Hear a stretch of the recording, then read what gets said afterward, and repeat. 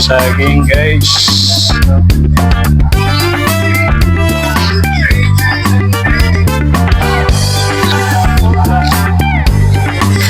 Yun, thank you kuya.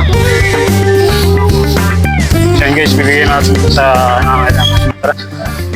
So yun guys, ang magandang araw. Bali, pupuntahan nga natin yung sinasabi ni Ma'am Rachel. Napuntahan daw natin at bahagyan natin ng kahit konting bigas, kahit konting tulong. Tara, samahan niyo ako.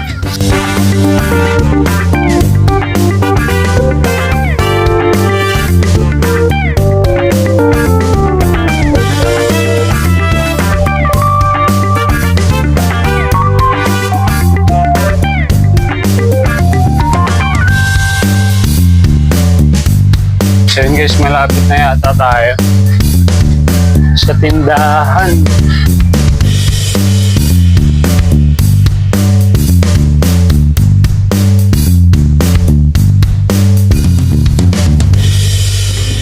Ayaw ko. Ay, 6 na pala, Mars. So yun guys, sasamahan tayo ni Ate Rachel para puntahan yung sinasabi niyang kailangan bigyan ng bigas. So tara. Okay lang, medyo okay lang sila.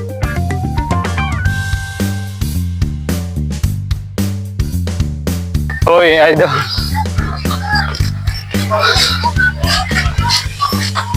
Hi, baby.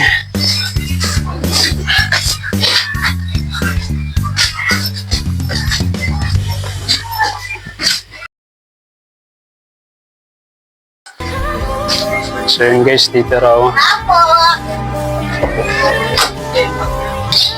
Ayun. So, Nay, magandang araw po. Okay lang po pumasok, Nay? Sige po. May bisita ka! Ay, bali, si tatay po pala. Akala ko na. Si tatay po pala. Hello, tay. Ako po si Bex po. Kausap ka. Ako po si Bex. Bali, ito lang po, Nay. Okay lang po. Bali, inano po kayo ni Ate Rachel na isa po sa mabibigyan po namin ng bigas. Bali, 5 kilo po yun. Bali, so, kahit pa paano makaraos po ng ilang araw. Ayun, Nay. Sige po. Nay, bali, okay lang po magbibideo kami, Nay. Para ma-okay.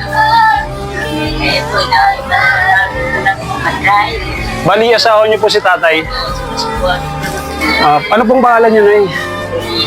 Ayan, si Nanay Lolita po, ang may bahay po ni Tatay Pedro. Tatay Pedro po. Ilang taon na po si Tatay? At tama na tiyo. Nasa 76. So, pwede dito ako para pakita natin si Tatay. Ayan si Tatay. Ganito po yung sitwasyon niya, guys. Bali, hindi na po siya nakakakita. So, 76 years old na po siya. So, ganda po yung sitwasyon nila sa bahay. Pandemic lang po siya nakakita. Bakit po may katarata or ano? Dapat ma-opera siya kaso kapusa. Ano po ulit? Dapat nakailang punta na kami ng PGH kaso na-opera na siya. Wala na talagang Wala talagang tumutulong or sapat. bali yun po. Pandemic po nag-start na. So, dapat papa-offer daw nila. So, sana kahit Kaya pa naman. agapan. Kaya pa naman sana. Sige tayo. Pinapatay namin ilaw. Parang nagdidilipan siya eh. Pero hindi niya nakikita. Sige po. Sinag lang. Sinag po, meron pa. Meron, sinag pa po. Ngayon, nakakaaninag pa po kayo. Konti. Liwanag lang. Pinatayan mo ng ilaw. Sabi niya, bakit pinatayan ng ilaw? Gano'n. Nakaalam mo. Ano ito? Kisa ko ba ang bubong? Yan ang bubong? Ay, ano? Oo? Hindi talaga. Nasa taas mo ba yung bubong? Oo nga, taas kaya no. Oo? Hindi talaga. Ito, nandito ang bubong. Ayos na si tatay. Dahil paano yung naiisip pa sa akin, actually, ayan, ito. Hindi naman ganun malaki at pero kahit pa ilang araw, nakatulong.